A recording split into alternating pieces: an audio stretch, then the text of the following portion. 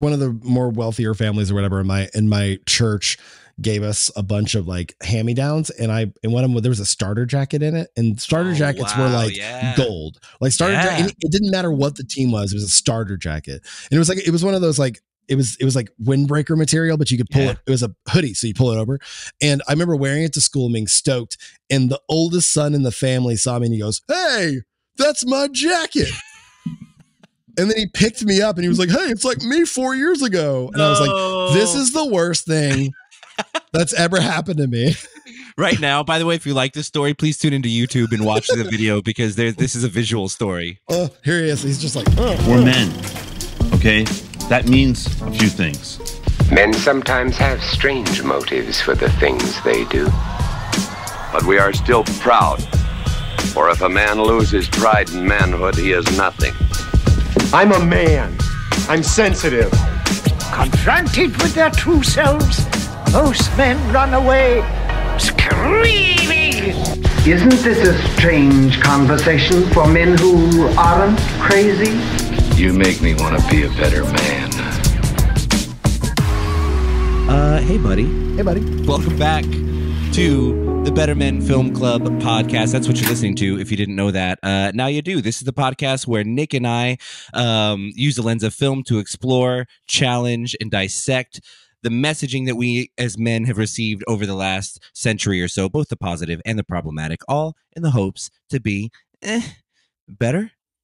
That's kind of how I'm feeling this weekend right now. Right. Better. I still want to be better, but I'll be honest. Some days it's a yeah.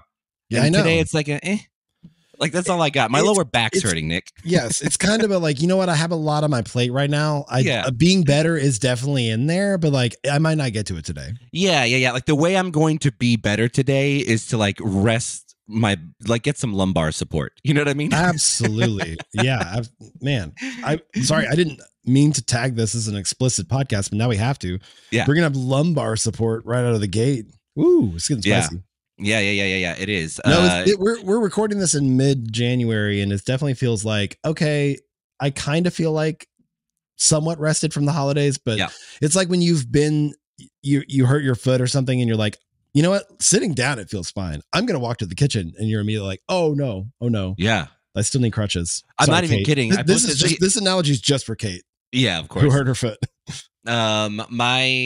I posted this to Instagram earlier and you were commenting on it, but I wasn't joking or exaggerating when I said like the number of public places where I had to stop and do embarrassing lower back stretches today were numerous. There were so many times. Welcome to the back half of your 30s, my man. I know it, man. I was doing some crazy shit in Bread Zeppelin today, waiting for my for my sandwich. Bread Zeppelin, which is a delicious place, but also straight up named by like a 55-year-old. Like, hey, you know what'd be great? You know my favorite band that I won't shut up about? Also, I gotta do some back stretches. I never thought of that. Yeah. Yeah, I'm super excited to get into this episode today, but I'm really curious. I'm just warning the listener now. Like the last episode that we listened to, you and I were recorded, I should say. You and I were in a kind of a loopy state of mind, and I listened back to all of our episodes because I'm our biggest fan. Okay, I'm not ashamed to say it. And I was listening, I was listening through to it, and I remembered nothing that I had said. Nothing. I was so every word that I heard was such a lovely, thank God, lovely, but it was a surprise. I haven't listened to the last episode yet, and I'm excited to get in there to see what my friends Nick and Dave were up to because I have no memory of it. Yeah, and that's like I felt pretty pretty sharp when we recorded those compared to how I'm feeling today. So I'm just warning the listener. Who knows where this is headed today? It's a wild movie with a sprawling, so many different like rabbit trails we can chase of actors we love and people that we're basically best friends with from this film. You know what I mean? By association for sure. Yeah. So it's going to be wild. It's going to be a fun ride. Also for you, I mean, I don't know. You tell me. You can leave this in or not. But like, are we spoiling the actual ending of this? Or are we going to leave that just open? Does it matter if we're talking about it or not? Because I don't ending know. to Knives Out. Yeah, like the big actual ending of it. I meant to ask you earlier. Yeah, that's a good question. I mean, this came out in 2019, didn't it? Yeah. So, I like part of me wants to be like, yeah, but the other part, it is a really great film. Yeah. Like it is, there are some, like most of the movies that came out that year, if we were doing an episode, I'd be like, yeah, this is how it ends. I'm sorry if you haven't seen that. Maybe we do tiptoe around this one. With it being a whodunit, I don't want Yeah. This is an actual spoiler.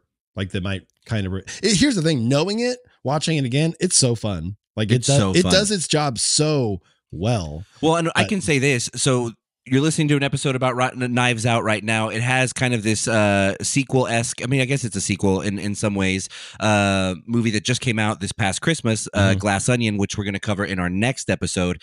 And I think the number one thing I can say about both of these movies, if you haven't seen either of them, is that they are whodunits that really the point of the film is not who did it.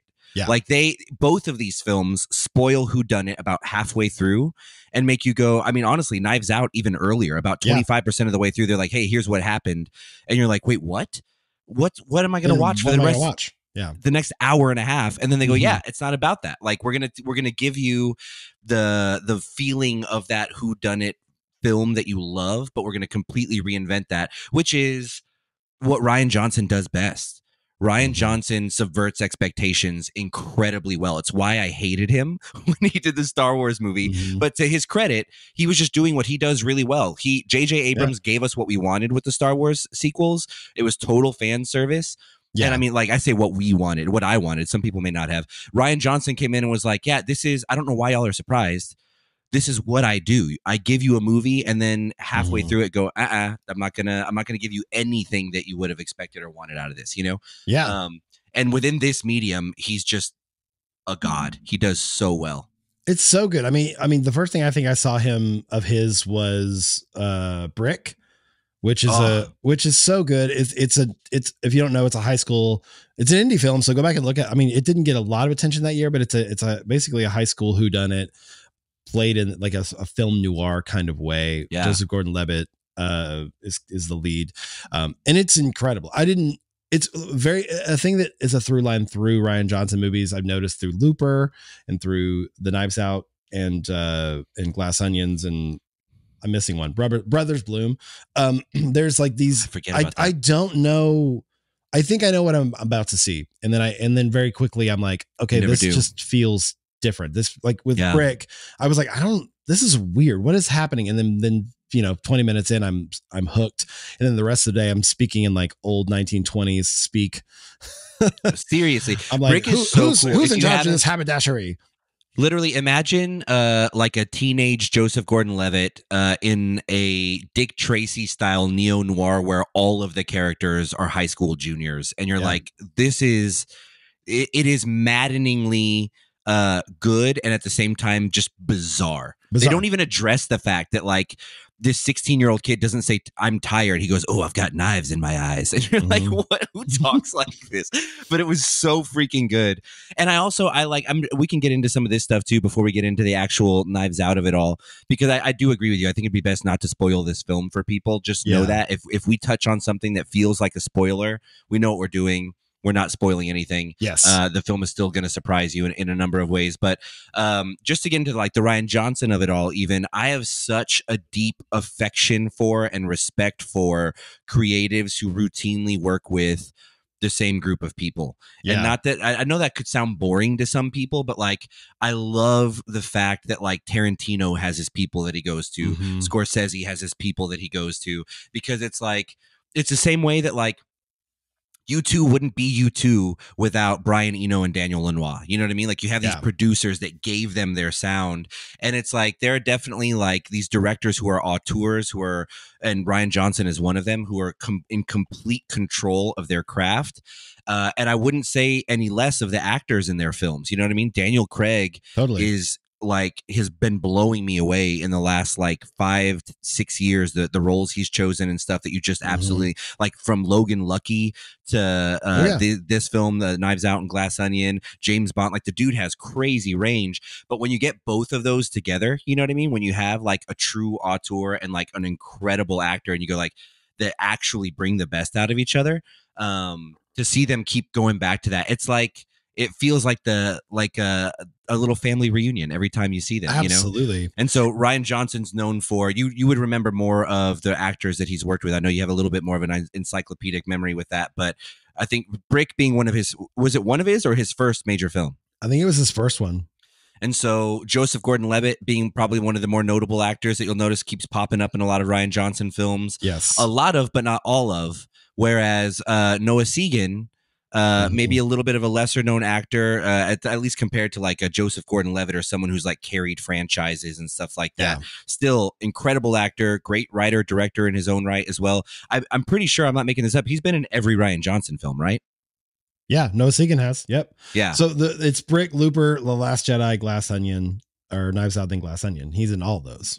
It's incredible. I don't know what he did. I don't know what impression he made on Rian Johnson. I don't want to say I don't know what Rian Johnson saw in him, because I do. Like, the guy is outrageously talented and one of the sweetest people we've ever met. We talked about this a little bit on our Fantastic Fest episode, but he had a film debuting there that he was directing and starring in. Shout out Blood Relatives. Check it out on Shudder. But like, he was just around, and we got to see him, at the theater and also like at a coffee shop nearby. Like, he's just so accessible and such a sweet dude. And I want to say that he was his like not Rian Johnson's college roommate or suite mate or something. Okay. He's just because Ryan, I love actor or auteurs or directors that put their friends in movies, especially if they're good actors. But like Wes Anderson is known for this as well. The Coens as well, but they'll throw their friends in there, Yeah. Cameron Crowe literally put his mom in every movie that he made, in a scene, gave her one line. I was like, that kind of stuff makes it feel more real and alive and personal, even if you don't know that's what's happening, for sure. Well, and I can't explain what the difference is, but there is a fine line between like knowing who you work best with and going back to that pool where it's like, hey, there's something magical here, and why reinvent the wheel if I know there's magic here? Yeah. There's a fine line between that and nepotism. And like the nepotism thing is real in Hollywood. I don't know how many movies I've seen with folks. I don't even want to say names because it's just mean, where you go like, hey, you have no business writing, directing, or acting or doing whatever you did, but you had a buddy or a daddy or someone who let you, or who, you know what I mean? Mm-hmm. And so like to see it done the right way, where you're like, no, this is like, I love that. Like it's a completely different feel from like, they don't deserve it, but I'm going to give it to them, versus like that feeling where you go like, hey, this is a really tight knit group of wildly talented people. And the truth is like the entertainment industry is not a meritocracy. The best, most talented people very rarely are the ones that like are the most successful. So when you see one of them come out of that group as the most successful, and they go like, hey, I'm not going to forget you guys, I'm coming back to get, even though now Rian Johnson could work with whoever the hell he wants to, he's like, no, I know who my people are, and I know how talented they are, and I get to give them a little shine. You know what I mean? Yeah. Like that's just, I freaking love seeing that. You know what I mean? Absolutely. And that theme of nepotism like is a perfect segue right into Knives Out. So true. Because that seems to be one of that on purpose. Dave, you're a genius, man. Like, I can't believe this is your first podcast. Like, you really have truly, the way you wove that in. I'm going to stop this podcast to a halt where a beautiful segue was going to happen, and give my man Dave a compliment,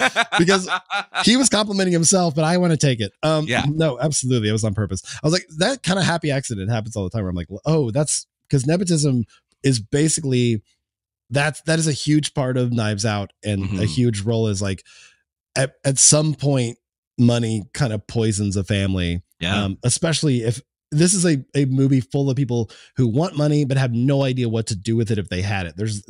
There's no kind of like immediate, like they want it, but they don't know why, except for that they've always been told they want it, or maybe they feel like they deserve it. And their spouses and whatever. It's so interesting to like each person.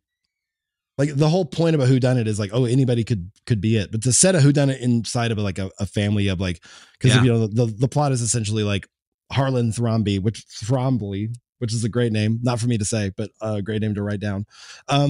Is this like very famous whodunit author? He's this famous like mystery novelist, a la Agatha Christie, and which is very meta. That like this is happening, very perfect. His house is unbelievable. The production design of this is insane.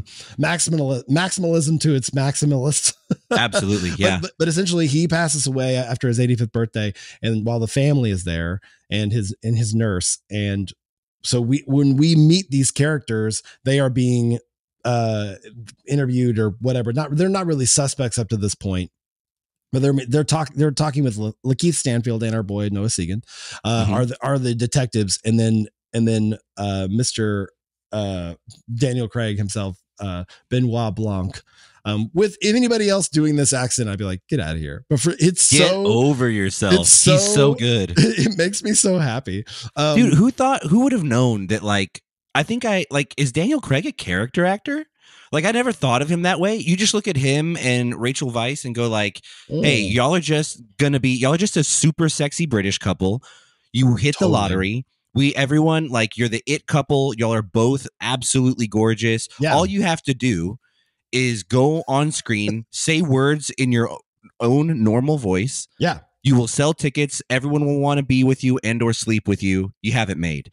But instead, he came out and is like, a character actor, like a Stanley Tucci level character actor. Totally. Like, we were just talking about that, like the Logan Lucky. I totally forget about that. Like, wasn't my favorite film, but like his character and it's incredible, so you know? Yeah. And then in this and in Glass Onion, you're like, dude, this is like, I don't even think I could do that accent. That like South Georgia, like the Southern, feels like Kentucky. Like it's got yeah. There really is like a level in Foghorn Leghorn. Yeah, exactly. Yeah. And it's not. I mean, I've heard some people complain about it, but like overall, I was like, it's not super distracting. It actually makes it, because there's a couple different elements of this movie and Glass Onion where you're like, oh, this is funny. It's supposed to be a little bit of a heightened reality, not to an insane degree, but there's some little things where you're like, okay, there's something afoot here, to use detective terminology. And Daniel Craig, what my favorite thing about him in these movies is that he is like, he's like a boy wonder. He's like, oh, you don't say. Like, he has this kind of quality where he's like describing that donut in that one scene where he's just having a good time. Like, talking about the donut and the donut hole and all that. Yeah. You know, it's a hole. Like, he just is kind of mesmerized by life. And it's Daniel Craig. He easily could have played it straight and serious and like, and he has that searing. His eyes are incredible. He is a gorgeous man. He easily could have played that movie star status, or like that movie star like vibe, but instead he goes with, and then maybe that's Rian Johnson too, but he's just kind of a kid who's like just so excited to dig in there and find out, especially in Glass Onion. He's just like, oh, I've never seen a car in a glass thing before, whatever. He's just, and it works. It just works. It really does. And it's to contrast, like he references Sherlock Holmes quite a bit, but like with shows like movies like Sherlock Holmes, all the different variations of that, the Benedict Cumberbatch, the Robert Downey Jr., even House, with what's his name? I can't think of that actor's name. Hugh Laurie. Where like, which by the way, how many years did I watch that show before I realized House was a take on Holmes? Just now for me. Really? Yeah, I was like, oh, a house. That makes so much sense. But all of those guys. I just got it now. Yeah. Actually, insane. I lied before. I just now got it. I love it. Hey, you know what? We're big proponents of just being honest and saying, hey, I didn't know that. I was faking. And no, I thought you were just saying because Holmes and House are one name and they both start with H, and then I was like, oh, a home and a house. Yeah. I didn't get that until I saw a meme about it or something, and I watched House like religiously throughout college and stuff like that. But those characters, those Sherlock Holmes-esque or Sherlock Holmes to himself characters, there is like they very rarely play dumb. You know what I mean? Mm-hmm. They will play their cards close to their chest, but they let you know that they're doing that. And there's always this air of like arrogant sophistication. Like, I know more than you. You know what I mean? And so you're right. Like this Benoit Blanc, the way he comes in, like there is such a disarming, sincere Southern charm and like an insistence on, I'm trying so hard not to get ahead of myself into the Glass Onion moments of this, because he does that very well in that movie as well, where like propriety and manners maketh man. You know what I mean? Yeah, like it's totally. so like he's so intent on that, and so it's like he's so disarming that it completely makes you forget like, hey, he's solving a case right now. So there are so many little Easter eggs. I watched I'll say this, I'll be open in the spirit of being honest. I watched this movie. I loved it the first time around. I've seen it a couple of times, but I watched a breakdown, and I'm going to I'll absolutely refer to it for a few points. It was the new Rockstars Easter egg breakdown with Eric Voss, who's just like not human. The guy's he's an Easter egg cyborg. Between him and Sean Evans from Hot Ones, I'm like, yeah, I don't need a Colbert or anybody to interview anody. Those guys are YouTube plants. That's no YouTube joke. Is just create. Has anyone seen Eric Voss or Sean Evans in real life? No. I think that they're just AI generated images. Totally black screen behind him at all times. 100%. Yeah. But he has an incredible Easter egg breakdown. And as I was watching that, I don't want to get into Star Wars at all. I'm just going to reference the fact that Nick knows this about me. Like, man, when The Last Jedi came out, I went hard against Rian Johnson for a long time. That's all I'm going to say about it. But like watching that this Easter egg breakdown made me go like, hey, no matter what my opinions were or are about that, I have to set them aside for how masterfully this film was directed. Mm-hmm. In my mind, of oftentimes when I think about a director directing a film, you've got a really good script. The script and the scene and the actors are going to tell a story, right, with their actions and with the words they say, and that's about it. And your job is to point the camera at those people, get a performance out of them, and capture that and edit it together in sequence. That's it. Mm-hmm. That's your job as a director, is to make sure that happens well. But it's like directors like Rian Johnson, and he's not the only one, go so far above and beyond to basically, like, this film is telling you, it is spelling it out for you in a way that, like, it won't even admit to by the end of the movie. Like, by the end of the movie, you will know, okay, here's what happened, but it's not even going to go back and go, oh, this was that, and the baseball and the blah. Like, it's not even going to let you in on the fact that there were clues pointing to this the whole time. Mm-hmm. Whereas a lot of, I think, the low-hanging fruit in the whodunit genre, well, by the end of it, there's this aha moment where you go, oh, the wristwatch or whatever the crap. You know what I mean? Like, this film does that, and you get to the end, you go, oh, that's crazy. I didn't see that coming. That was a really great film. And then someone like Eric Voss breaks it down for you, and he's like, hey, idiot.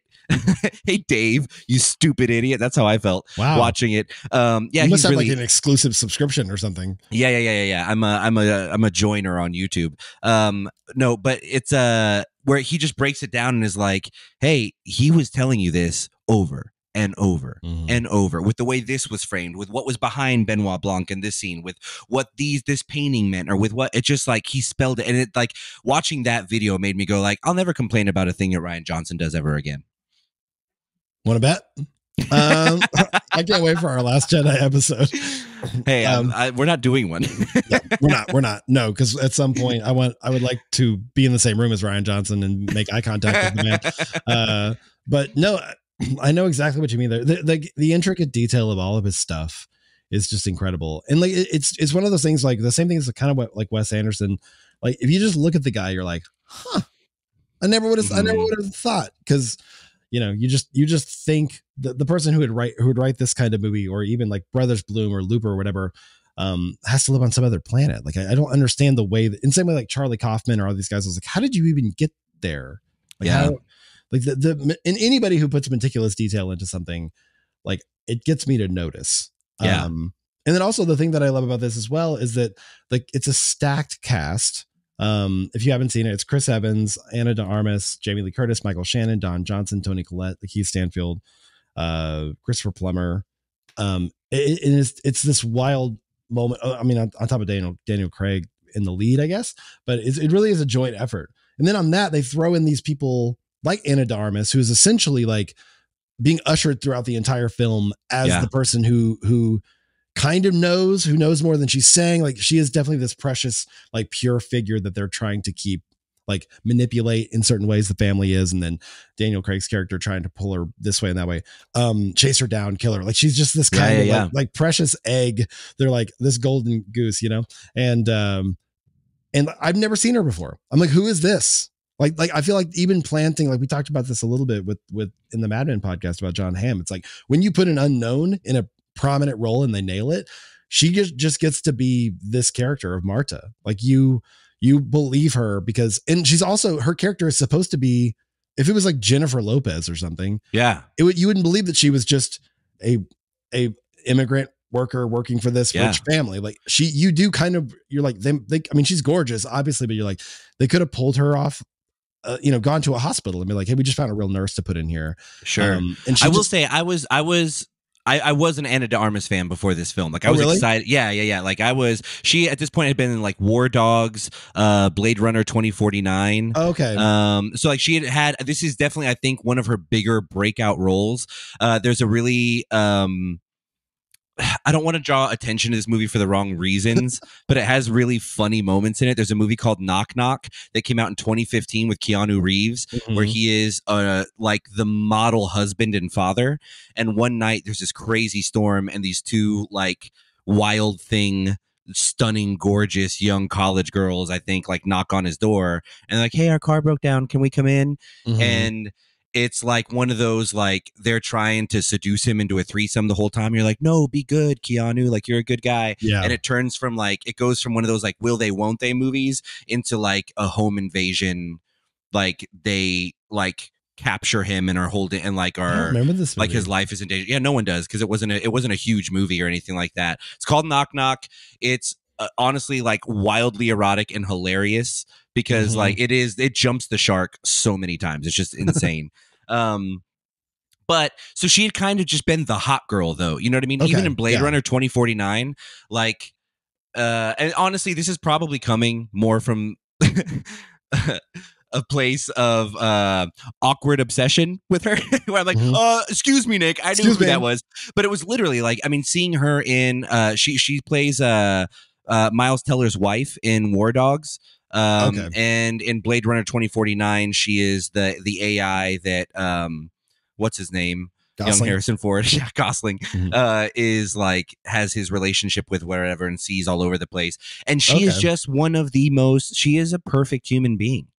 Like, I'm not saying mentally or emotionally or anything like that, but I'm just going like, you were, how are you real? You know what I mean? Like, she's just so freaking stunning. But it was really fun. I think like something I love about her role in this is that a lot of those other roles cast her as the goddess. You know what I mean? Right. And I love this film casting her as like the girl next door, the little mousy. And you're like, what? Like Ana de Armas, like who will go on to play Marilyn Monroe and like be lauded by all of Hollywood as like the current it girl, the most beautiful woman in A-list Hollywood, you know, for a season here until they chew her up and spit her out and get like, you know what I mean? You know, Hollywood. Yeah. But it's fun to see Rian Johnson go, hey, no, she has chops. I see that like she's an incredible actor and we're going to give her room to like run in this film. And they really do. Like her performance in this is subtle. Yeah, totally. It's really, really good. It's really, really subtle. She does a lot of eye acting. There's a lot of like wide-eyed, you know. Yeah, and there's again, we're not spoiling this. We will give no spoilers that are actually spoilers. We will say things that may seem like spoilers. Just watch the movie and you'll see what we mean. But like because a lot of her acting is reacting to information in the moment and letting us know, or like I guess leaving the audience wondering, is she reacting to that for the first time? Does she have information that we don't have still? Does she have? And pretty early on in the film, very early on in the film, they'll kind of answer a lot of those questions for you and leave you going like, oh, okay, so this is what was going on here. This is what was, and that just, it continues like as this movie plays out, her performance just continues to deepen. You know what I mean? Like it continues to add more depth to it. It's so good. I'm going to date her one day. Kate's cool with it. Yeah. No, I assume her husband might be too. Yeah. Yeah. I assumed everybody knew. I'm going to date Daniel Craig and Rachel Weisz together. And I'm completely fine with that. Yeah. I support you both. But I think I support this throuple. I would just say for me, I didn't know who she was. So like, it was very like clearly Dave, you did. But yeah. No, me neither. So, but compared to this cast, you know what I mean? Yeah. It's like, I don't know who this is. And then she's up against, I mean, she's in scenes with some titans here. Absolutely. And I think it's also fun because a lot of these people, I don't know how deliberate this was, but you know, Jamie Lee Curtis or Don Johnson, like these people you haven't seen in a minute in a role like this, you know, especially. So there's a little bit of a I don't want to say has been, but kind of like, oh, these people were like hot shit in the late 80s. Yeah. And there's something about that you attach to where you're like, okay, because they are coming in kind of entitled a little bit. Like Don Johnson clearly used to be like a good looking dude, and now he's like cheating on his wife. He's like he's trying to like suppletive of whatever this family he married into. Yeah. In the movie, this last grasp of like, in the movie, it's like this last grasp of like manhood, whatever. And then Jamie Lee Curtis's whole like, I'm not given what I'm deserved, even though, you know, like she's like, I built myself from the ground up, not like these other people. And it's like, well, you have $1 million loan that started you off. You didn't really start it. Yeah, slow down, Trump. Exactly. But I just think that I wonder, because I know how meticulous and deliberate Rian Johnson is, I wonder if how well he thought about the casting of this too, with people that he knew playing with the audience. He knew that we would be like, oh yeah, that's what's her face, or yeah, that's that dude, or it's Captain America. Like, we love him. Okay, well, prepare to be challenged. Because these people are, some of these people are playing very much against type. So maybe that even is a red herring. It throws people off to be like, oh, that's a really good call. We love Toni Collette. Like, she's always like somebody's mom in The Sixth Sense or whatever.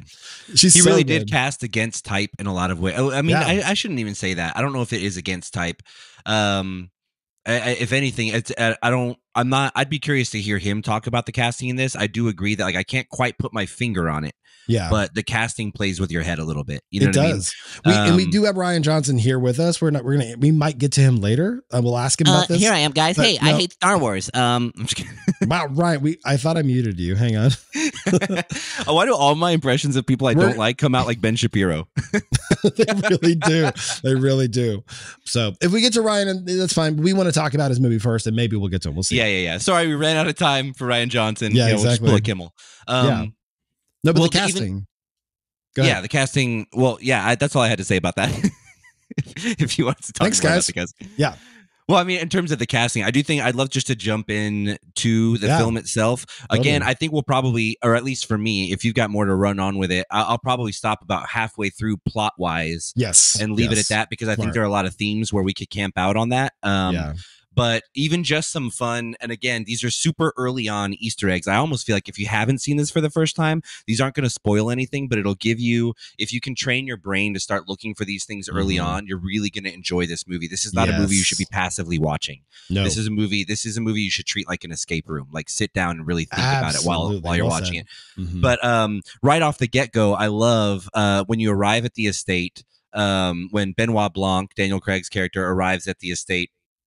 You can kind of, I'll just say, like, pay attention to the reaction of the dogs, the way the dogs interact with people. And this is where, like, the script, Rian Johnson, all of these people, they're giving you the gold right from the get-go. But like, Benoit Blanc even comes up, Anna de Armas is bent down, she's playing with the dogs and stuff like that, and he says, like, what does he say? Best judge of character is a dog. You know what I mean? And I just moved past that. I'm like, yeah, whatever. Like, it's weird. Again, it's just like if Sherlock Holmes came in and said, the best judge of character is a dog, I'd be like, oh, shoot. Okay, watch the dogs. But you got this like Foghorn Leghorn guy come in and be like, the best judge of character is a dog, I say. And you're just like, okay, dummy, next. Yeah. They give you this incredible view of the house. And then I will say the first thing my mind went to, I don't know if you notice this when you watch this, but it's just like, how many paintings of dead things and skeletons are there in this house? The whole house is like drenched in like Memento Mori art style stuff. You know what I mean? Did you notice that in your first watch? No, I didn't. Interesting. I just like everything was like, and I think maybe it kind of just like blends into the background because it's all like old paintings and stuff like that. Yeah. Old paintings, and like there's a lot of skeletons randomly, which I guess, I mean, the guy was an author, but you go like, who's the doctor? Why are there so many skeletons on like the skeletons that you see in like medical classes that someone's going to teach you on, like to point to certain, like they're hanging all over the place. There's a lot of stuff like that. And I don't think I really like, I think you maybe just go like, okay, that's just like old timey stuff you see in old mansions. But it's like, really, like in an author's house, which is where a murder mystery author. So maybe there's so you go like, maybe there's just like a morbid obsession with some of that and stuff like that. But again, I think this is where, especially that new Rockstars breakdown really helped me go like, hey, nothing in this film was an accident. Pay attention to everything in every scene. What's on the walls, what's on the desk, what is in people's hands, what people are playing with, the way that they tell their stories, that whole thing. If you can get yourself in that mindset right from the get-go, I think you'll enjoy it a whole lot more, Yeah, you're right. It's one of those things where like you can't, in each like scene, each shot, there's so much to focus on. Like every single time at the beginning, especially when they were interviewing each family member in front of that giant like the display of knives that are pointed out, by the way. That's why they got the name from that. A lot of people don't know that. Eat that, Eric Voss. So but like even like every single time I notice, my eyes are just drawn to that every single time. And I wonder how deliberate that was. Like, you know, you especially because you're right, the set design in this is so insane, and there's so many little things where you're like, maybe that's something, maybe it's not, but it feels like it's supposed to draw your eye because it's almost like a magic trick, like what's it called, like misdirection or whatever. You know, because the whole time, because one thing I noticed, I was like, whodunits are fun, but like when I got done with that, I was like, I mean, I definitely want to watch it one more time, but I can't imagine like wanting to watch this movie over and over again. And I've seen it like 3 or 4 times now. I love it's so much fun watching this movie. I'll also say too, like if you're watching this sounding like going, man, I don't want to like actively, I don't want to go on a whodunit. I just want to watch a movie and enjoy it. Like I am an idiot. I watched this movie and picked up on none of this stuff. Yeah. The Easter eggs, all that stuff. And I loved it.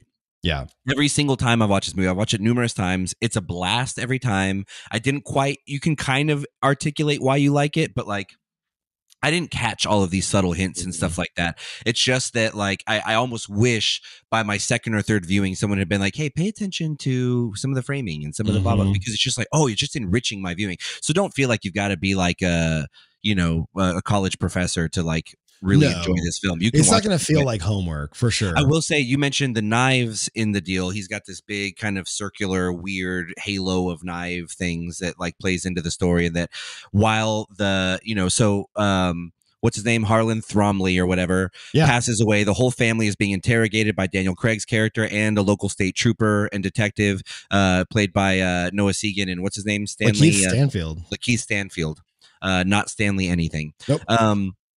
Put some respect on the man's name. I know, for real, he deserves it. But they're going through all of these interviews. They're interviewing each one of the family members, and this really is like a fun. They introduce everyone before this, but this is where it starts getting really fun. And I'll say, pay attention to the framing of the knives behind the people. That'll come back later on. You'll have a different framing when Benoit Blanc is kind of giving us a little exposition and catching us up, and it kind of gives you a little bit of insight into like, oh, okay, like what.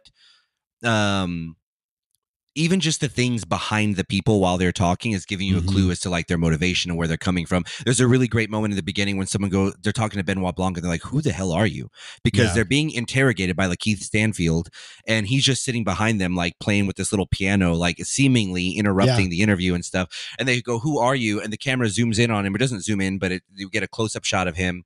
And I can't remember how he says it. He says like, basically like, I'm here.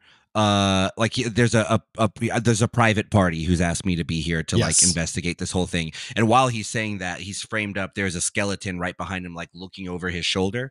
Whereas while the family members are being interviewed, you have the knives over that same shoulder, over their right shoulder. And so it's like setting up this kind of like, hey, the person who hired him, are they dead, or are they the cause of the death, or are they the person? Like it's giving some kind of, I don't even want to say necessarily nefarious, but like some kind of clues as to who may have hired him. You know what I mean? Which is super fun. There's definitely there's a mystery within the mystery of like, why is he there? And he doesn't even really know, like he's, that kind of thing, which seems to be a running theme. I love how he loves mysteries so much. He just says yes. Like this keeps happening. He's just like, sure, I'll go. I'll figure it out. He's just looking for something that could stump him. Honestly, he's just bored. Yeah, it seems like it. Yeah. But so then the family they get interrogated, and I love, like, as they're telling this, I don't know if I didn't catch this in my first viewing for sure, but like they're all telling the story of Harlan's birthday, and in all of their retellings of the story, they are the ones standing right behind Harlan as like the cake is lowered by him. Yeah. And I didn't really catch that the first time. You just go like, they're at the birthday. And then you go like, hey, by the 4th or 5th time, you go like, wait, so who was standing by? Like in their retelling of it, they're always the one the closest to him who's like, we were there, like really there with him. And you start getting the sense that like, no, everyone is an unreliable narrator in this thing. You know what I mean? The same way they all, when they greet Marta, Anna de Armas's character, they all like, hey, so good to see you. I really wanted you at the funeral. I was outvoted. I was the one who was out. Everyone keeps saying I was outvoted, and you go like, it sounds like none of y'all wanted her there.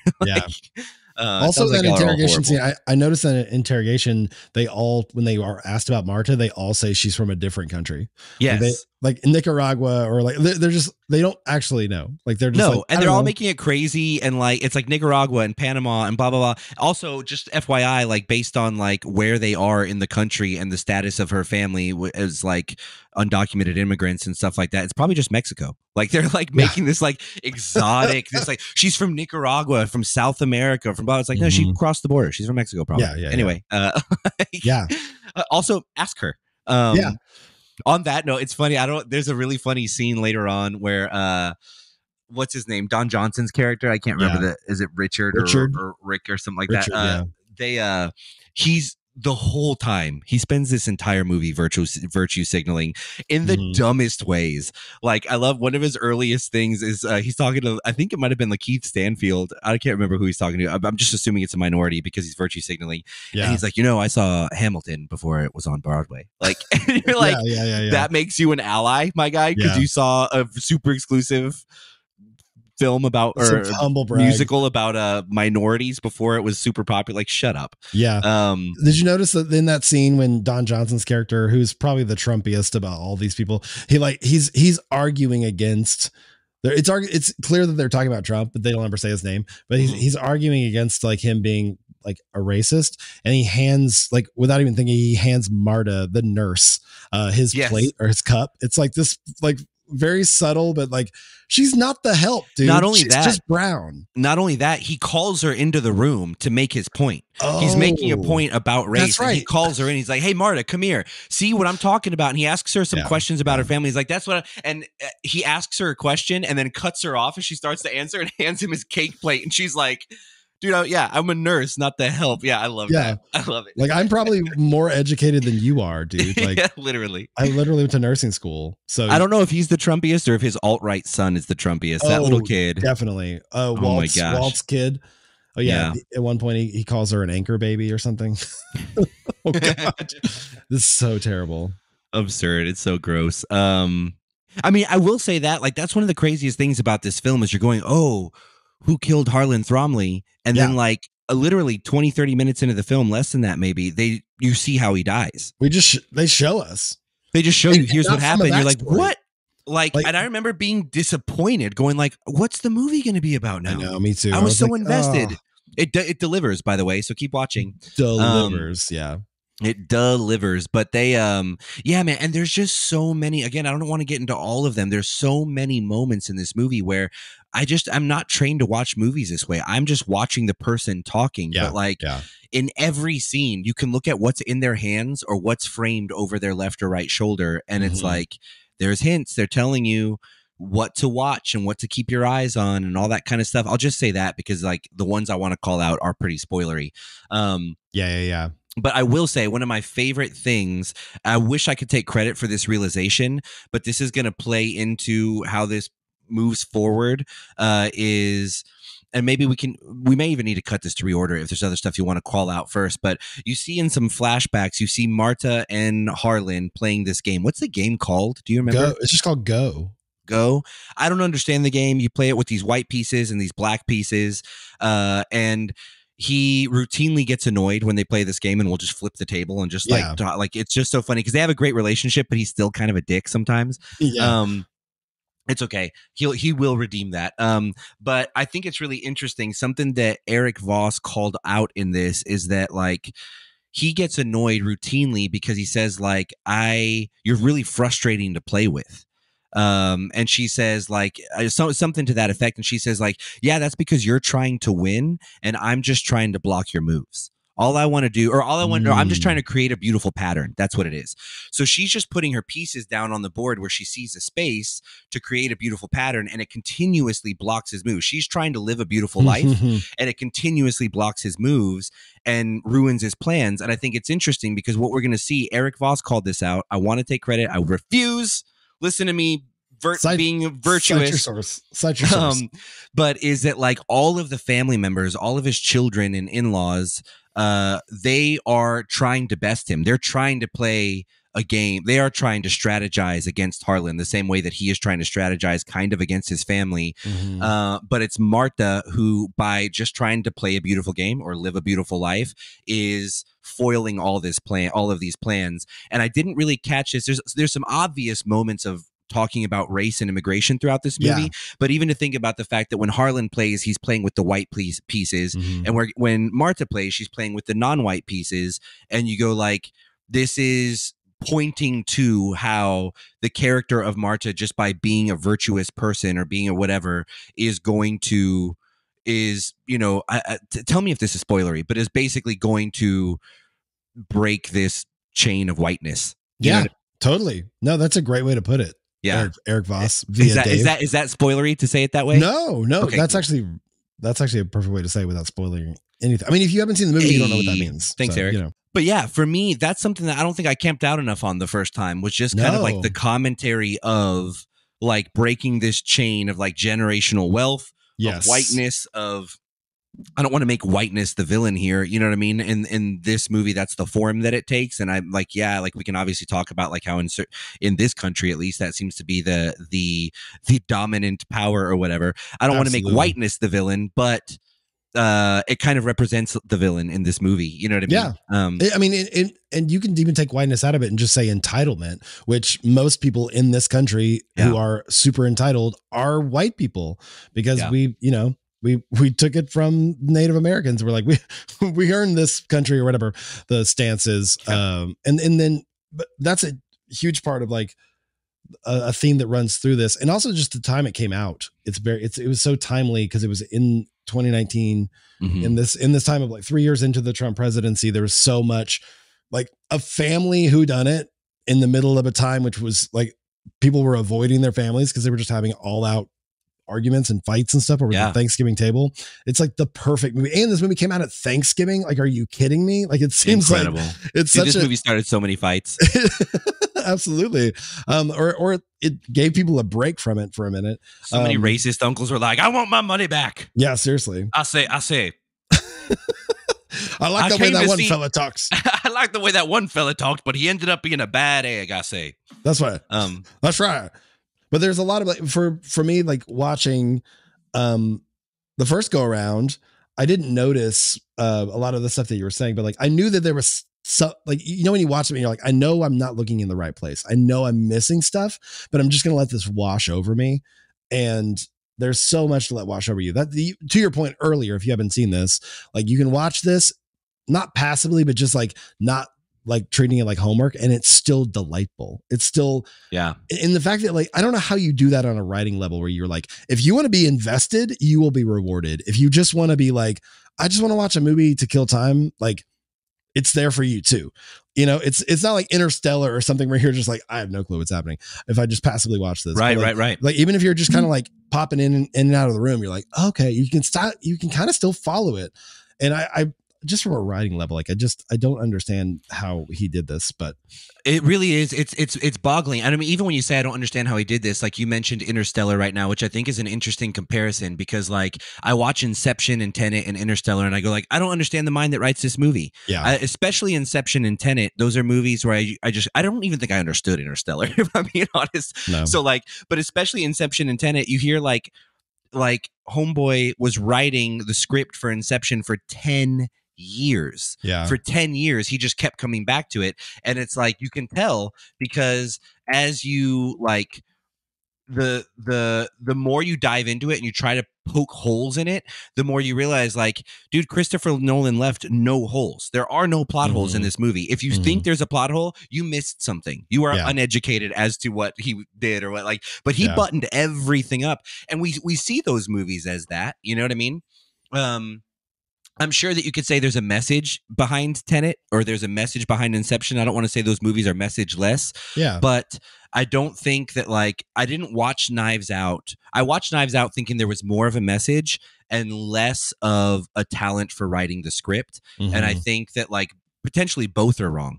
Like, the script that he's written with Knives Out, especially with the way you said earlier, like you called Rian Johnson meticulous, which is perfect. Yeah. Like the framing, there's nothing is unintentional in this movie. Yes. And that's where I go like, you suggested these two. We were talking about doing cozy movies Yeah. for January and that kind of stuff. You suggested Knives Out and Glass Onion. My initial knee jerk was like, like I just couldn't think of a cozy movie that seemed relevant enough. Honestly, in the spirit of honesty, all the cozy movies I wanted to watch were from like 1992, and I was like, maybe that won't get a ton of listens right now. So like, let's do Knives Out, Glass Onion. There's a buzz about Glass Onion. We'll do that. I was being pretty reductive of these films when you suggested them, and I was like, but they're fun and people like them, so they'll get listens, right? Yeah.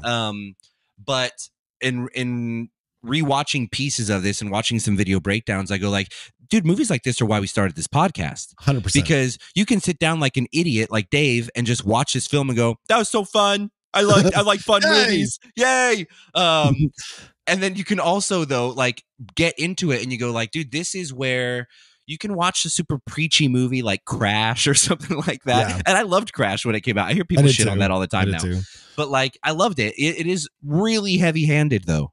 Yeah, but I love so much these movies where like you walk away from it carrying a message that you don't realize you're carrying. Yeah. Like actually, and it's funny that we're talking about Chris Nolan and Inception because these movies kind of incept you with this little like, hey, I'm not going to come out and say who the villain is or who the underdog is or what the overall problem we have in our society is around race and privilege and money and status and corporate greed and all that stuff, similar things that play out in Glass Onion. I'm not going to beat you over the head with it, but you're going to walk away with an affection for a certain character or a tension within yourself that you're not really sure where it comes from because I'm going to incept you with some of these concepts, It really does. If it nails anything to the wall, it is entitlement and just how wealthy people are a little bit tone deaf, if not a lot tone deaf. Because even Toni Collette and her daughter, who are maybe like the more liberal people in the family, the most liberal people in the family, are such cringy liberals. Like they're such like her saying like, When Toni Collette sees, one of my favorite lines is when she sees Benoit Blanc, she's like, wait, I read a tweet that cited a New Yorker article about you. It's like such a like, it's whoa. So true. Which feels weird to mention even in this movie because this movie feels like it's out of time to be like, oh yeah, this is technology exists because it just feels like an old mansion. Yeah. But like, it's not preachy at all, but really it would be so glaringly, it would be not true to life if they didn't having a family together in 2019, if politics or some sort of like disparate like viewpoints didn't come together. It'd be like, that's not real. Like they wouldn't just be arguing over their dad. They would be arguing over like everything. Cause these people are petty. These people like, absolutely. Which a lot of that comes back to the nepotism and back to the entitlement of like, listen, this is what I'm owed. Dad promised me this, dad promised me this. And it feels like Harlan's character kind of realized, oh no, I've ruined my family. Yeah. And so he's slowly on his birthday going from person to person being like, hey, that thing we talked about, I'm taking it back. And it's for your own good. And he's finally stepping up and being a dad. Cause you're right. Like when you see him with Marta, you're like, oh, he's kind of, this guy was totally an asshole. Like he kind of still is one. You totally see where his family came from, and which is a brilliant move too. Like if he was just like the sweetest, kindest, most big hearted dude, you'd be like, where do these kids come from?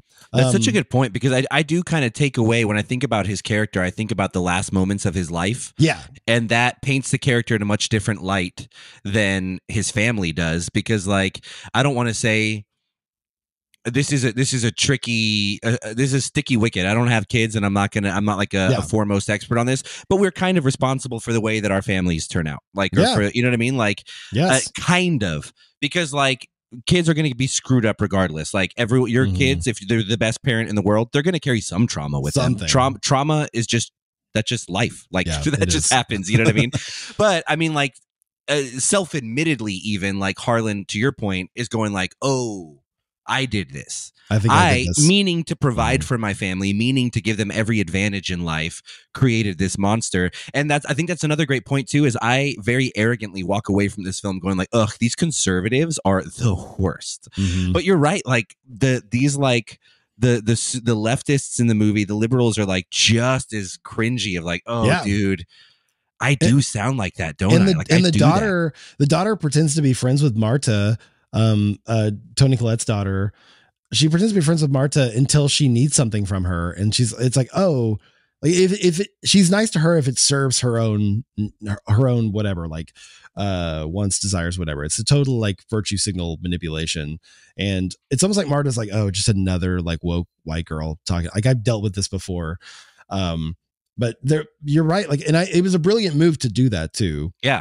Because Toni Collette is a brilliant actress and she's absolutely played the cringiest person in this. Even like when she's telling her story, she's like drunkenly dancing and trying to get Jamie Lee Curtis up. And it's like, oh my gosh, you're so embarrassing. Like, so there's something for everybody to come in and be like, ha, you see, you're dumb and we're great. Or the other way around. Or maybe both sides are cringy, you know? Yeah. This movie isn't preachy. It doesn't choose sides. And I think it's a brilliant stance. It really doesn't. It really doesn't. And if it would have been so easy for it to, and the message would have gotten lost in that. You know what I mean? Because he's not wrong. These conservatives are the worst. I'm not saying every conservative is the worst, but these are. These ones are. And so it's like you absolutely would have lost that in the message, and it would have been like, oh, these Hollywood libtards, like blah blah blah. Like you would have given them so much fuel. But Rian Johnson's too smart for that. You know. Yeah. I also love, just since we're mentioning Toni Collette's character, in one of the scenes where Harlan is having that tough conversation with her, there's some really fun Easter eggs again that Eric Voss pointed out.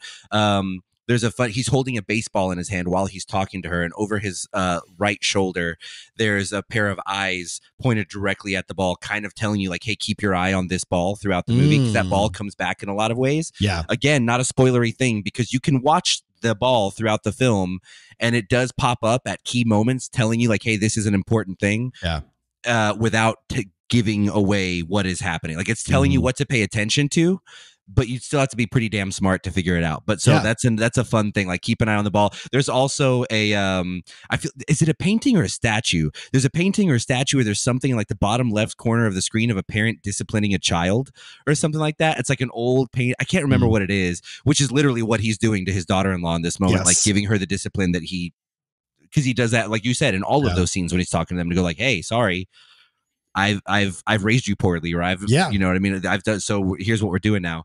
But yeah, that was a super fun scene. Yeah. And I it's so strange because I think about this from time to time, and I want to hear what you think, because there is the idea of, it's not the kids' fault that they grew up wealthy. You know what I mean? There's a line that I love in the movie The Descendants, the Alexander Payne movie starring George Clooney, where he says, give your kids enough to do something, not enough to do nothing. Yeah. And I feel like he just basically put his kids in, he just gave his kids jobs, whether they were like, it's so clear. Like, he gave his son a job to like run whatever it is, the what's the house called? Not the production house, but like the publishing house or whatever. Yeah. And Michael Shannon's character, and like Jamie Lee Curtis, same thing.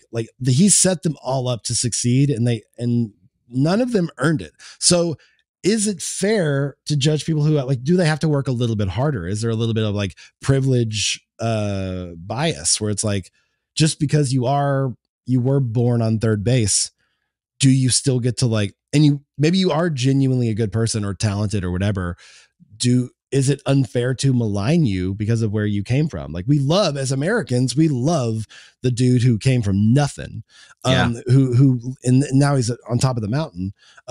We love that so much. Then we love to knock him off the mountain and make. We love that narrative, right? Like, as Americans, I don't know if we realize that like that dude never came from nothing. Yeah, like it's very, very, very, very rare that dude has ever come from nothing. You know, yes. I would like to say never. But I'm open to being presented with evidence to the contrary. You know, I don't know, you're not saying that, but it's like we really love that narrative of like, oh, self-made. It's like, dude, that's such bullshit. That is such bullshit. This system is rigged, you know, towards certain demographics, towards like the straight white dudes. But I mean, just in general. And I mean, like, and now, to be fair, every system in every country is rigged towards a certain demographic. Yeah. This country is rigged towards straight white dudes. You can look at the global system and argue about all of that stuff, but in other countries, it's other things. I have been in, my wife's Japanese. We go to Japan all the time. It's one of my favorite countries to visit. They will straight up put a sign outside of a bar saying no Americans allowed. We don't serve Americans. Wow. And it's like, that's fine there. Like xenophobia, we did not invent xenophobia. We've perfected it, but like we did not invent it. But so I don't mean to say like, oh, this is our problem and whiteness is the problem. Like power dynamics have always been an issue, and white people have honestly been the ones in charge for a relatively short amount of human history. Yes.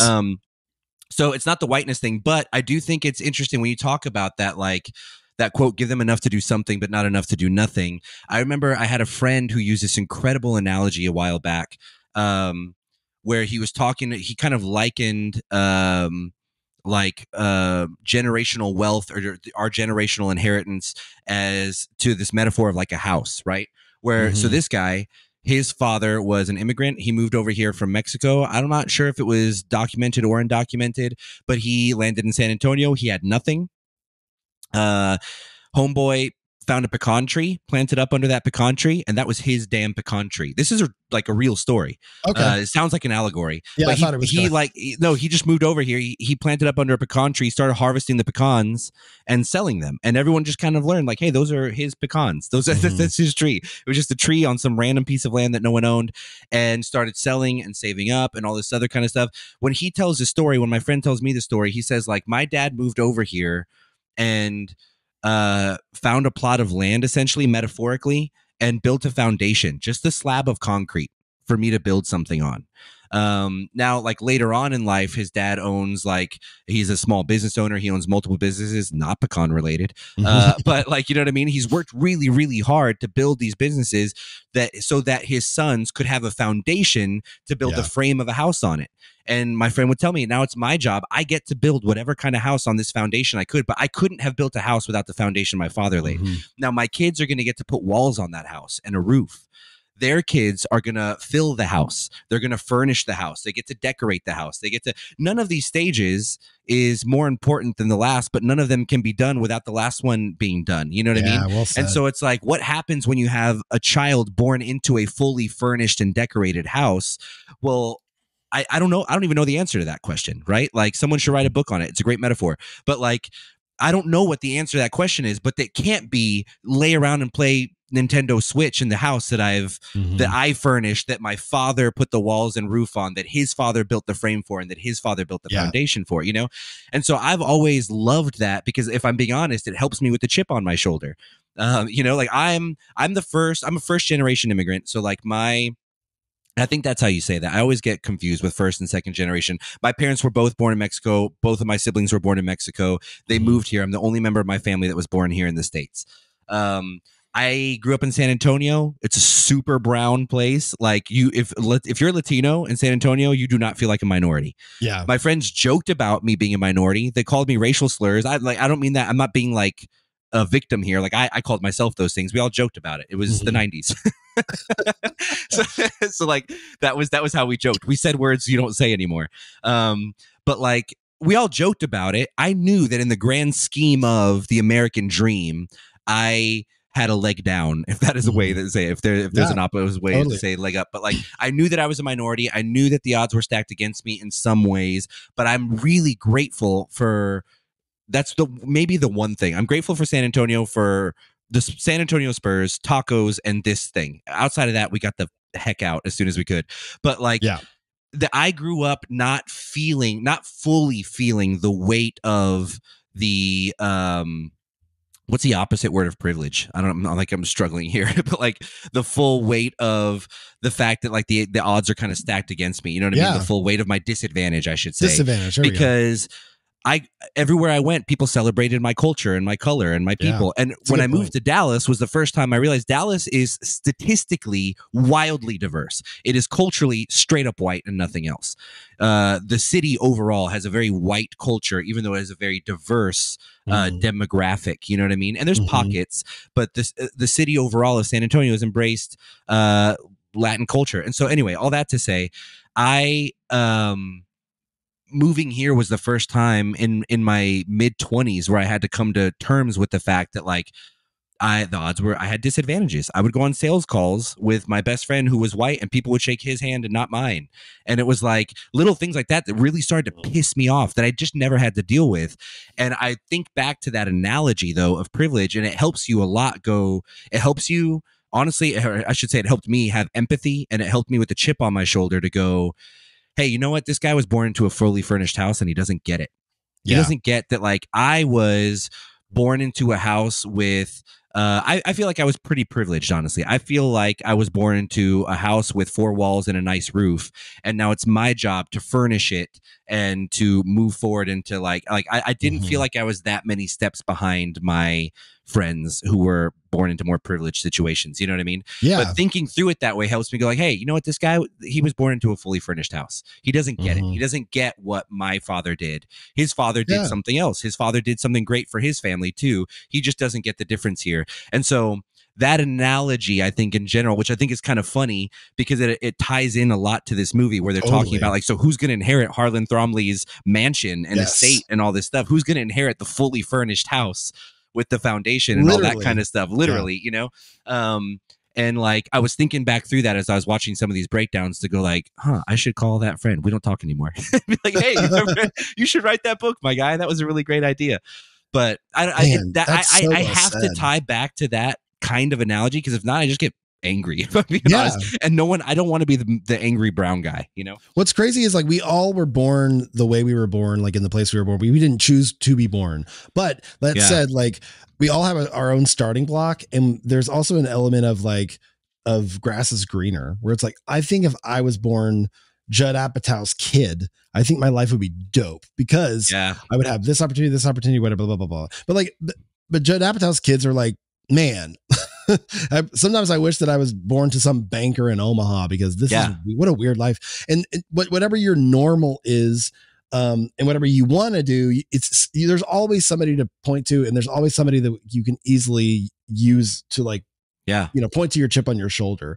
And so I read a quote a while ago that I wrote down, and I've really like this last year, it's really done a lot for me, which is you are not your circumstances, but you are what you do with them. And so I think even with like the people that are, you know, in this movie, the kids or whatever of Harlan's, like, and just anybody in general, if you're born on third base in any kind of way, financially, or like because you were born a privileged person. Yes. Okay. You were born rich.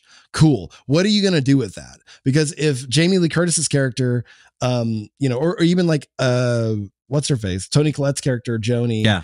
If she just built this whole, like, she's just an influencer. Like, what is that actually doing? But if she took her money that she was getting, or like any of these kids, and like threw it into charities or like underdeveloped neighborhoods in their city or whatever, like nobody would be like, oh, freaking rich kid. Like, it's all about what you do with what you're given.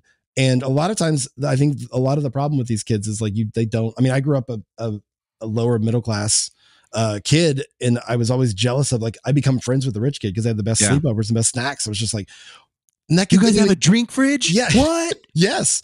And they didn't even know what they had. I was like, you don't even understand. You guys have Fruit Loops instead of Fruity Loopies that came in a bag? Your cereal comes in boxes? Your cereal comes in a box? What is this? They couldn't even afford the box to put it around. They just gave me the bag. Yeah, I literally remember in middle school, a buddy of mine, because we moved from like the north side of San Antonio to the northeast side, which was like rich. Mm-hmm. And I was coming from like wearing a school that wore Jinkos and Lee pipes, like the off-brand Jinkos, going to a school where they wore Gap and Abercrombie. Yeah. And I went to a sleepover, and a buddy of mine was literally like, hey, dude, here, you can have this. And he just gave me a long sleeve t-shirt that said Abercrombie on it. And I wasn't even like, what are you doing? I was like, oh my God, thank you. Because there was like, it was one of those things where like, I asked my mom for an Abercrombie t-shirt, and she was like, I'm not spending $50 on a t-shirt for you. No. T-shirts should cost $5. Like, we're going to the Solo Serve, and you can pull something out of the bargain bin with a weird word on it if you want, you know what I mean? Schmamber Tomby or whatever. But like, but that's so real. I remember literally a friend kind of noticing what I was wearing, being like, here you go, bud. And I wasn't like, what are you doing? I was like, oh my God, thank you. We did one of the more wealthier families or whatever in my church gave us a bunch of like hand-me-downs, and one of them, there was a starter jacket in it, and starter jackets were like gold. Like starter jacket, it didn't matter what the team was, it was a starter jacket. And it was one of those like, it was like windbreaker material, but you could pull it. It was a hoodie, so you pull it over. And I remember wearing it to school and being stoked. And the oldest son in the family saw me, and he goes, "Hey, that's my jacket."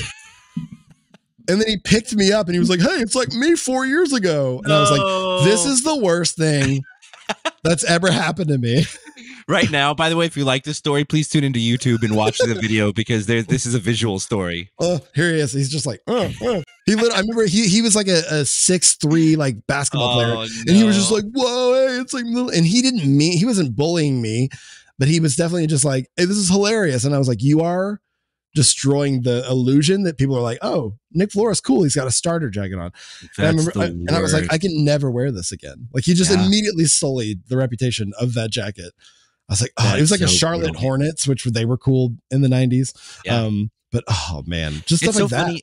It's so funny too that we even I genuinely brought up the nepotism thing and Rian Johnson, completely not thinking about the segue. I know, it's perfect. And I'll be totally honest, I started thinking about, you asked me about like privilege, and I started thinking about that analogy of the house without even thinking about its tie into the movie. Yeah. Like I love how we just fall ass backwards into this beautiful stuff on this podcast. That's the way we work. Yeah, I know. Well, it's funny because you were even mentioning Judd Apatow earlier, and it's like, honestly, like putting Maude and Iris in his movies, it's the definition of nepotism. Like totally. It just by definition is, for better or for worse. But at the same time, you go like, you could say like, oh, that's nepotism. Oh, nepo baby, and you're like, that's like the kiss of death in Hollywood. That sounds like such an evil thing. Again, this is why I come back to that analogy where I go like, well, is it nepotism? Yeah, but what is it really? It's a guy who worked so freaking hard to put a roof and 4 walls on this house. Yeah, telling his daughter like, hey, you get to furnish it with whatever you want now. Yeah, I did this for you. I did stand up for you. Like not great stand up, by the way. You know what I mean? I fought hard to become the king of Hollywood for you. And honestly, if he hadn't done that, if he hadn't put them in This Is 40, if he hadn't put them in The Bubble, please never watch The Bubble. I love you, Judd. But what was that? But like we all went crazy during COVID, okay? I know. We wouldn't have Maude Apatow's performance in Euphoria though, which is stunning. You know what I mean? I know you haven't seen it and aren't going to, and I fully support your reasons for not. Yeah, I have seen her in it though. I have seen clips of her and stuff, and she's incredible. Or even in Judd's movie King of Staten Island, like Maude is in it, and she's insane. God, yeah, she's so good. I'm like, who is this? You know, she's so good, and there's so many actors and actresses we don't even realize that. Like, what's her name? Jennifer Aniston. 100%. Like, her parents were very well off producers and stuff like that. So, or I think about Nick Kroll. Like, Nick Kroll came from money. That's right. You can't. To me, Nick Kroll is undeniably funny. He's just funny in the bones. He has that like Mel Brooksian kind of thing where when he talks, I'm just giggling because he's doing voices and like Bill Hader or any of these guys, you know. But it doesn't take away the fact that he's any less funny or he deserves to be here. Because we know he came from here. They acknowledge it. I think that's the thing that like a lot of, especially when we got into like in 2020, there was so much heated conversation around race, rightfully so.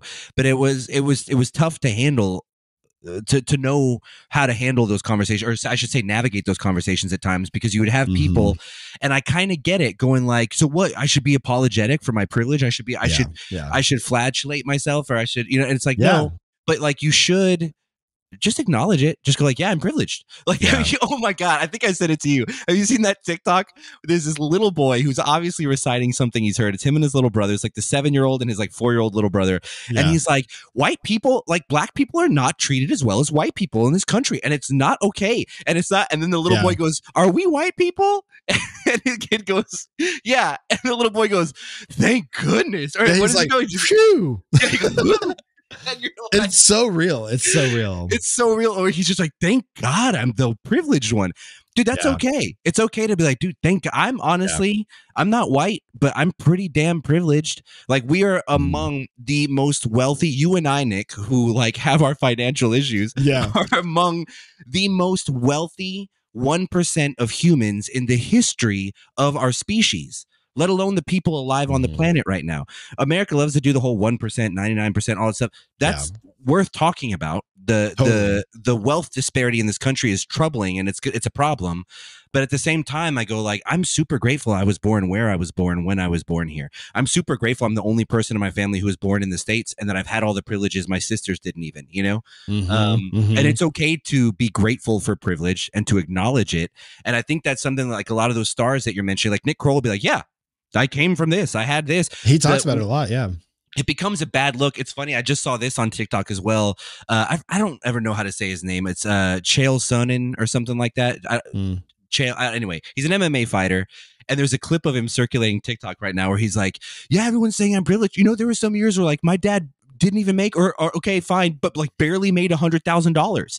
And like, yeah, we had a maid, but like she came once a week. Who do you think, or twice a week? Who do you think? You think the dishes just wash themselves the other 5 days a week? And he is dead ass serious. And you're like, not a good look. This is where it becomes such a bad. Just be like, yeah, I'm privileged. I'm also a great fighter.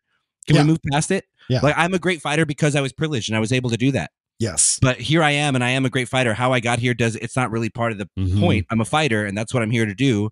And Saturday night, I'm going to go fight, and I'm going to blah, blah. Like, just do that. Yeah. You know what I mean? Like, Kroll isn't going like, oh, I had all the privilege, but like, I'm funnier than poor people because, like, shut up, dude. Like, he's just like, yeah, I'm super grateful for my privilege. Funnier than poor people is. I wish that was Nick Kroll's Instagram bio. If the episode of this bio wasn't, or this podcast wasn't going to be Knives Out, it would be funnier than poor people. Poor people is so funny. No, there's a lot of like Nepo Kid talk, whatever, right now, circulating various social media platforms. And the show Girls on HBO, Lena Dunham's show from 2012, like it's brought up a lot.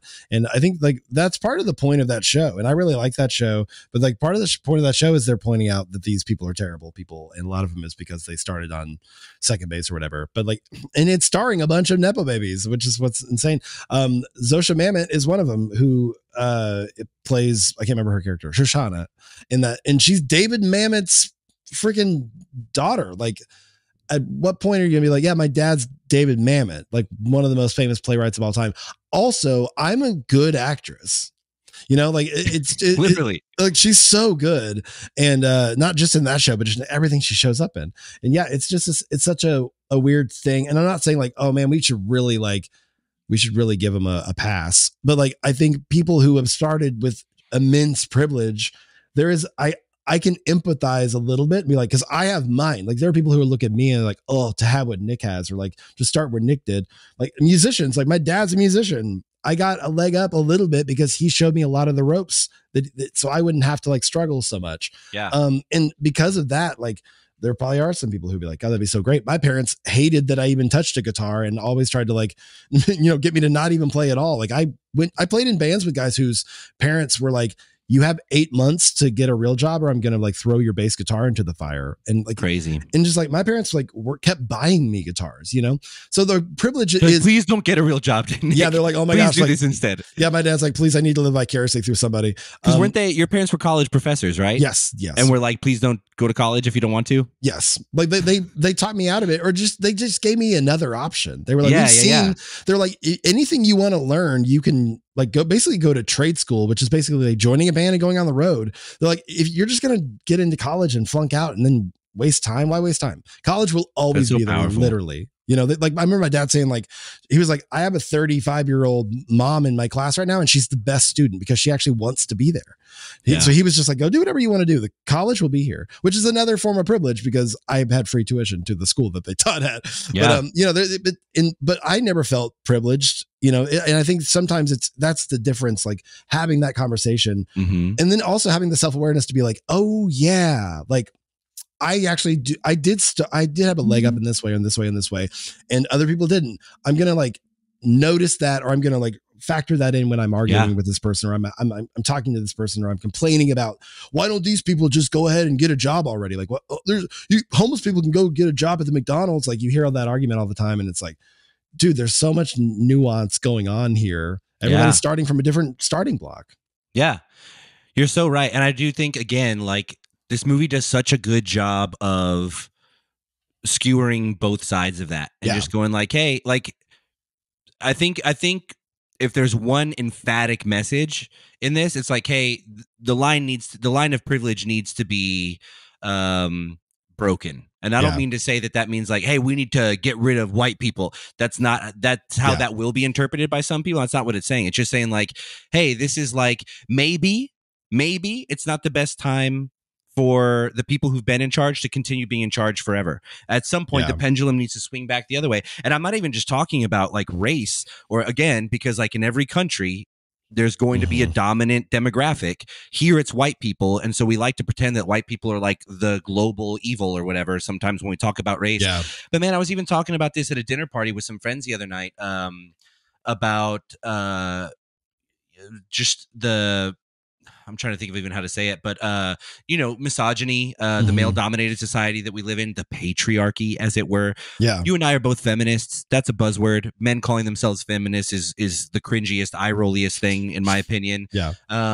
But we are. You and I have a complicated history with masculinity and with classically masculine men. And don't really love being lumped in with that. And I think even in my journey to wrestle through that stuff and to fight back against it, I've learned how to embrace it even more so in myself, my own, like the idea that like masculinity, we can define that. But there is like, even just thinking through the history of man, you know what? Like there was a time where we needed big, stupid, loud, angry men to beat off the animals that would come into the village and murder everybody. Yeah. We like to use the 80s were crazy. We like to use the analogy though of like, oh, well, we used to be like hunters and provide. Not really. Like women's were providing more nutrients to the village back then still, just with gathering in their own bodies, the stuff their own bodies did. But like we did have to be, so like we beat the crap out of the animals that were coming into the village, and we also beat the crap out of the women that were feeding the village. But we were a necessary evil because they couldn't survive without that. You know what I mean? And the problem is we've evolved past that need now, and we're still beating the crap out of the women that are providing for our communities in new inventive ways every day. You know what I mean? Yeah, and so it's going like, I'm not the person who's saying like we need to get now to a point where men are not in power and women are. I'm saying the pendulum's probably going to swing that way a little bit if if our species is alive long enough on this planet. But that like true evolution to like a really healthy society isn't going to happen until gender doesn't play a role until there's not a dominant sex. You know what I mean? And I think that's what this movie is touching on too. It's very easy to get caught up in the way that it relates to our current situation, which is a brown girl in Marta breaking the white lineage of power within this family or privilege within this family, and focus on the labels of who's breaking what, where it's like, no, that just happens. White just happens to be the dominant demographic that we're telling the story from, that our culture can relate to it. Brown just happens to be probably one of the most marginalized demographics in this country at the moment. And so that's the powerful tool to tell the story. The point of this story is until race and sex, until there's no longer a dominant race or sex, there will always be a cyclical need for change. You know what I mean? Absolutely. And that's what we're trying to push forward. So like, don't get butthurt if you're the privileged demographic that needs to start kind of pulling people up to your level, and don't get a chip on your shoulder if you're the marginalized demographic who's frustrated that things are bent against you, because give it another 50 years and it's going to be the opposite for your kids. You know what I mean? Like we've got another podcast that we do with the Mad Men podcast, and I think that's what we're seeing, the amount to which they talk about Jews and Italians on that deal, dude, in 2024. And I'm not saying that like Jews are not experiencing prejudice and Italians are not experiencing prejudice. They absolutely are. Thanks a lot, Kanye. But like, and he's shining a light on stuff that's happening anyway. It's not his fault. But so I'm not saying they're not still experiencing that stuff. But in 2023, those people are just white, and there's a new demographic of people going, not new, but you know what I mean. There is a new focus on a marginalized demographic going like, I would love to be white passing like a Jew or an Italian, a fourth or fifth generation immigrant. You know what I mean? It's cyclical. And it's like, so the message just comes back to there should not be a dominant gender or demographic. Good luck ever perfecting that. That sounds like a sci-fi novel, but it's never coming to fruition, but it is nice to, which is why Star Trek was always so funny to me, because it's like, hey, we figured it out. Now we're going to go to other planets and just see how absolutely fucked they are. Dude, there's a really great book that I'm reading right now called The Player of Games. I can't remember if I've referenced it on this, but it's a sci-fi book that comes from a series by I don't know how to say the guy's name, Ian Banks. It was written in like, I think the late 70s, late 80s. I'm not sure 100%, but it's called like the Culture series or something like that. Okay. And the first book I'm reading is called The Player of Games, and it's fascinating because it was written so long ago and it nailed so many things, but it's about a post-scarcity society essentially, which just like trying to wrap your mind around that phrase even is just crazy. I don't know. And it's so freaking good. Go read that. What's it called again? If you read. The book that I read is called, or that I'm like literally 10 minutes away from finishing, is The Player of Games. Okay. And it's part of the Culture series, which is like a 10 book series or something like that. Nice. So go read it. Welcome to our podcast, books about stuff that Dave's smart. Are in movies. He didn't understand Knives Out the first time, but he reads books. So yeah, I didn't understand Knives Out until Eric Voss explained it to me. Also, I don't read the books, I listen to them, which is even worse. So no, I think you still get the information. It's fine. Yeah, we'll see. I say read. I say read still. If I was truly secure in the medium through which I experience them, I would say listen to, but whatever. I mean, the amount of times I was like, I've read an article and I just watched a TikTok. I mean, come on. Let's be real. I was talking to a friend the other day. I was admitting that to her. I was like, oh man, I just like the amount of times I do that. And she was like, oh, that's okay. My version of I read an article. What I'm really going to say is, hey, I'm about to reference Dax Shepard misquoting a professional in the field. It's like, oh, that's so good. Thank you for your self-awareness. All right. Hey, we did that at the same time. Simpatico. Yeah, hey, go. That's all I got to say about that. Is that all you got to say about that? Yeah, if you haven't seen this movie, go watch it. Let us know what you think. Let us know if we missed stuff. I mean, there's a lot we didn't cover. I feel like this is a movie we could come back to maybe 2 or 3 times. In the spirit of not spoiling it, you know? Yeah, and there's just different aspects of it that we could highlight for sure. And I'm sure it'll be referenced more next week as we cover Glass Onion, which is on Netflix now. If you want to go watch that and then come back and listen to it. Please go watch that, yeah.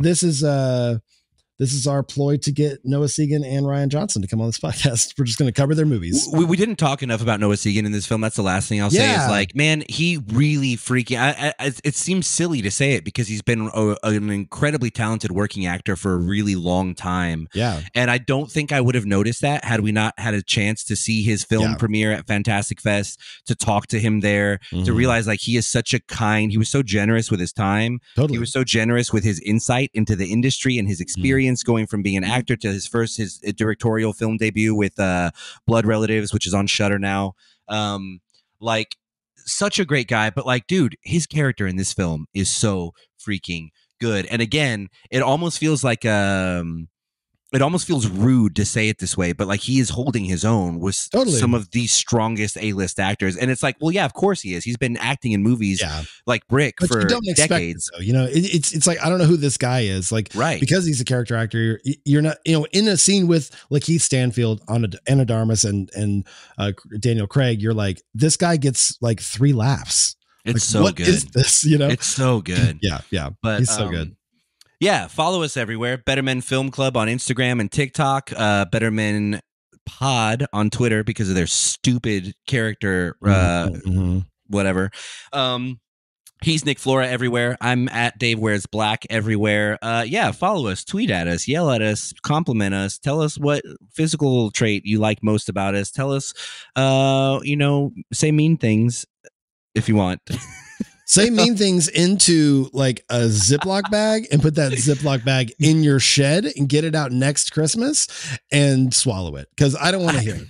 I say that on every podcast. I encourage people to do mean things so I can hear the new fun creative way. You don't want to hear that. That's what I'm doing. I never want to hear it. That's so thank you so much for realizing I'm teeing you up for that every week. I'll take it every time because that's how much I don't want to hear a criticism at all, ever.